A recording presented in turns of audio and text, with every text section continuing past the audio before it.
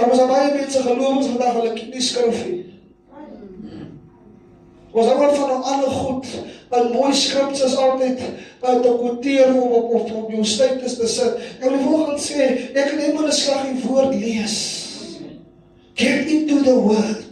Amen. Lees die woord, sodat jy understanding kan kry. Daarom wil die vyand jou confused maak. Het jy opgelet, jy kry sommige gelowiges, hulle blaai maar net hier die Bybel. They so confused, dan is hulle hier, en dan is hulle daar, en they grow, hulle groei nooit. En die volgende sê, as jy sukkel hoe om die Bybel te bestudeer, kom laat ek jou leer, vra my hoe te doen, because as ek 'n brief soos Timoteus maak, jy moet die boek lees, die brief lees, sodat jy kan verstaan van die begin af, what did Paul instruct Timothy to do?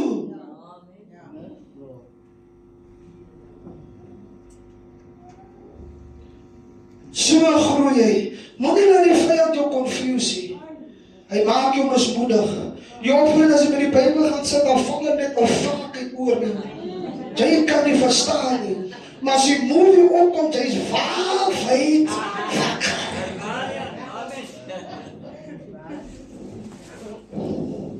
Jy wil nie gedisturb word nie.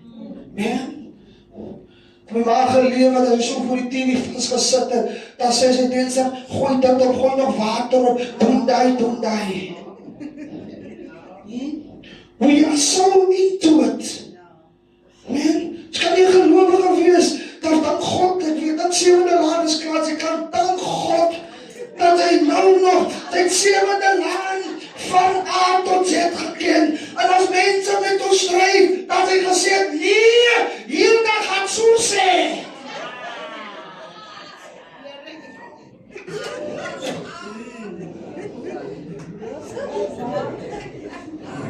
Maar as dis woord in jou nie. Amen. There's no substance.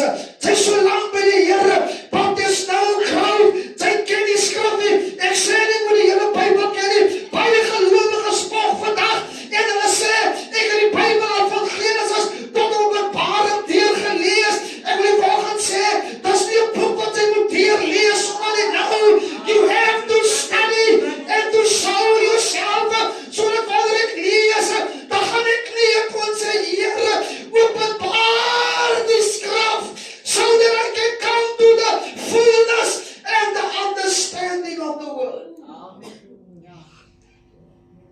As jy by die werk sit, en hulle praat van jou soppie, want jy die een wat die beste, jy kan die beste sê. Hulle wag ook nie vir sê, nee, wag. Ons wag, sal sy kom. Because sy ken het beter.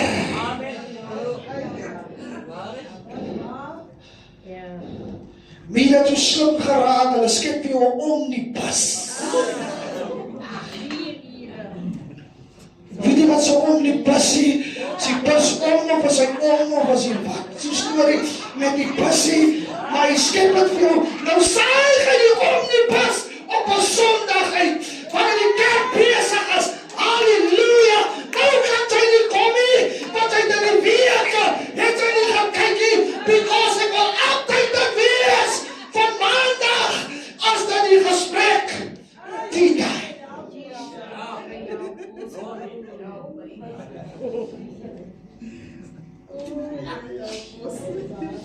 God is disappointed in us because ons word maklik rond geslinger. Jy sien vir sommige mense, all of us proclaim that we are Christians. Of sy nou die Here dien of nie, die man op buite op die straat sal vir jou sê, I'm a Christian. Môre sal jy sien dat hy sommer uit 'n slums geword het, dra nou weer 'n koffie. As hy nie daar happy is nie, as hy nou weer daar, hy weet nie, hy's confused. It's my responsibility and the responsibility of a preacher and a minister of the word of God, so that you can stand firm and not to be moved. Ek het En dit was tyd terug, maandag, en dit was 'n Woensdag, toe preek ek by Allendale Prison. And all the dignitaries were there, die constables en die sersante en die hoë manne in die ranke in die koöperatiewe wêreld was daar, and I was challenged while I was busy preparing. En ek sê vir myself, Lord, al hoor mense hierdie woord, and even if they reject it, but my responsibility is, ek het 'n verantwoordelikheid teenoor die Here om sy woord te preek en of mense daarvan hou of nie. Ek het nie baie amens gekry nie. But I preach a simple message. I preach about how relevant is the cross. En ek het mense vir hulle gewys, you need to repent and to come to the cross. That is my responsibility. Sommige mense as hulle PhD's gekry in theology of wat ook al, dan voel hulle nou, you don't need to preach about sin anymore. Amen. Dit lyk amper asof die woord of hulle prediking het om nou ge-upgrade en hulle hoef nou nie meer die simpel boodskap van die kruis te preek nie. I was dressed for the occasion. Ek het my palette, wat omdat palette opgaan, kapelaan, prys die Here. Maar ek het vir hulle gesê, die woord. Jy gaan my nie anders kry nie. Nou, hoekom van ek dit so ontvang? Daarom was Paulus so passievol, alhoewel hy nie by die kruis was nie. But when he received the revelation of the cross, het hy met daardie boodskap gehardloop en toe daarvoor, toe hy getuienis moet gee oor wie as toe staan hy vir die keiser en terwyl hy van die kruis praat, toe sê hy vir die keiser, die kruis het nie in 'n hoek gebeur nie, but it happened openly for everyone to see. And once you have understand the revelation of the cross, kan niks jou beweeg. And I will preach Christ. I will preach the gospel, the true gospel, die hele waarheid aan ons voor. En of mense daarvan gaan hou of nie, jy moet maar stap liever weg. Of gaan soek vir jou 'n gemeente waar hulle nog soeke koud. Nou wat soeke koud is, ons doen dit net lig weg. Ons gaan nie te diep nie. We don't preach about sin. Ons sê net vir jou, jy moet klaar maak.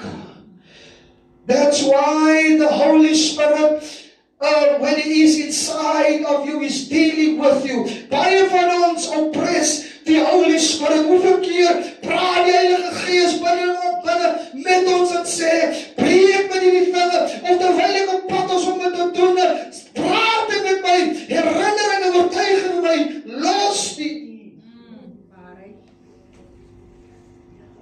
Maar we don't obey. Ons wil nie luister nie. Dis dan wanneer ons vingers verbrand. Dan moet ons anyway terugkom en sê, Lord, I have greatly sinned against you. Daarom ek dink net aan toe David vir Bathsheba sê, terwyl sy besig is op die pad. I believe, die Bybel is nie clear nie, but I believe David was still challenged. When he saw the woman, het hy nog altyd tyd gehad om te draai. He will always give a fair chance. Die Here skenk jou altyd genade voordat jy die ding doen. Dis hoekom, daarom sê die Bybel, toe David, ek wil vanoggend sê, toe David die ding gedoen het, toe sê die Here, en die Here stuur vir Nathan, en die Here sê die Nathan, sê vir David, die ding wat jy gedoen het, is verkeerd. Even if he was the king, even if he was the anointed, even if was hy 'n man aan God se harte, die Here sê, die ding wat hy gedoen het, is verkeerd. Jy het dit gedoen, David, maar ek sal dit op die dakke van Israel verkondig, sodat almal daarvan sal weet. And the goal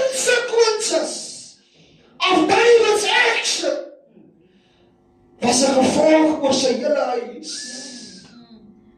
Kan gaan lees wat dan na met Dawid se nasaak gebeur. The consequences of sin is not church. Daarom, it's my responsibility to warn you. Paul said to Timothy, I want you to warn them. To preach it means to proclaim, it means to publish the gospel. Why? Because it is the good news, and our sole responsibility as om die woord van die Here te preek en te verkondig.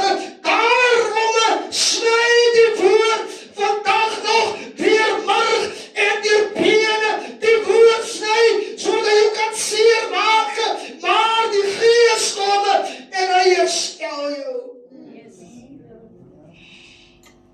Baie mense, oulie as hulle die duisternis is, they love the darkness.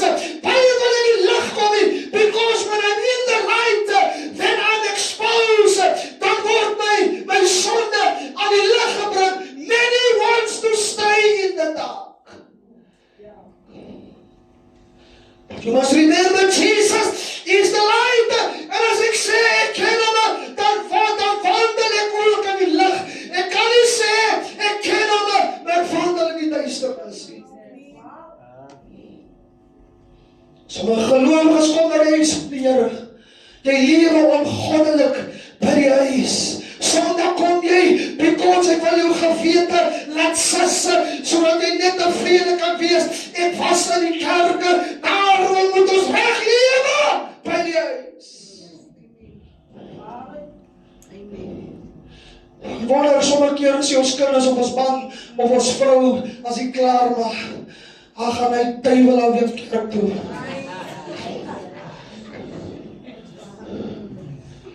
It's the truth.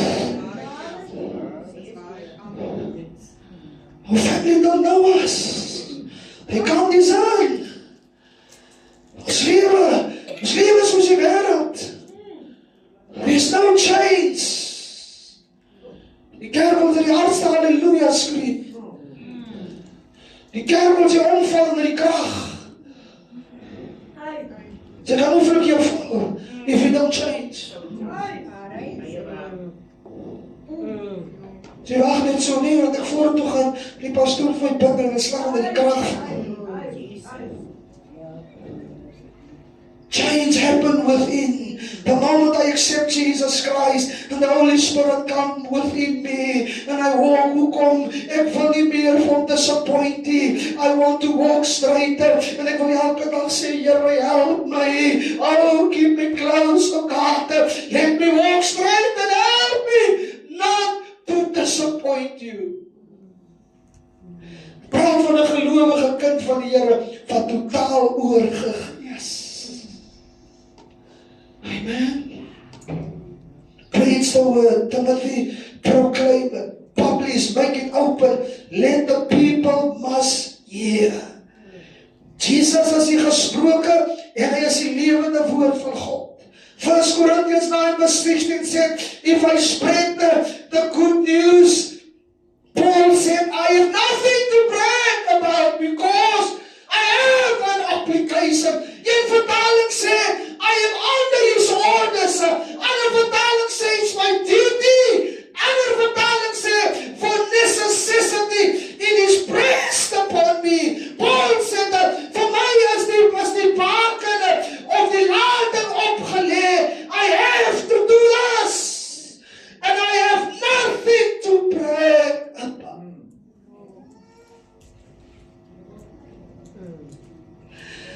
Hy skryf sê verder. Die Engelse vertaling van 1 Korintiërs 9:16 gaan verder en sê, how horrible. Eerst luister maar verder en sê, Paul sê, I'm in real trouble if I don't preach. As ek nie doen dit wat hy vir my gesê het nie, I am in real trouble. It will be for me if I don't spread the good news. Oh my God. Besef vanoggend, ek is in die moeilikheid. I I'm under His instruction. As ek hier voor U staan, familie, I stand under the orders of the great commander and the chief. That's hoekom the church, it is about Him. It is His business. Die Here het my maar aangestel om te oversee. But believe me this morning, I am under the order of the great commander and the chief, and it is my responsibility to preach. And how horrible, said Paul, it will be for me if I don't spread the good news. Oh my God. Ek wil klaar maak, ek wil verder gaan, maar let me close here. Vers 3 sê, as tyd kom, 'n tyd wees, hulle sal die gesonde leer, sal hulle nie verdra nie. Hoekom? Omdat hulle gehoor gestreel wil wees, het hulle vir hulle menigte leraars, sal hulle versamel volgens hulle eie begeerlikhede.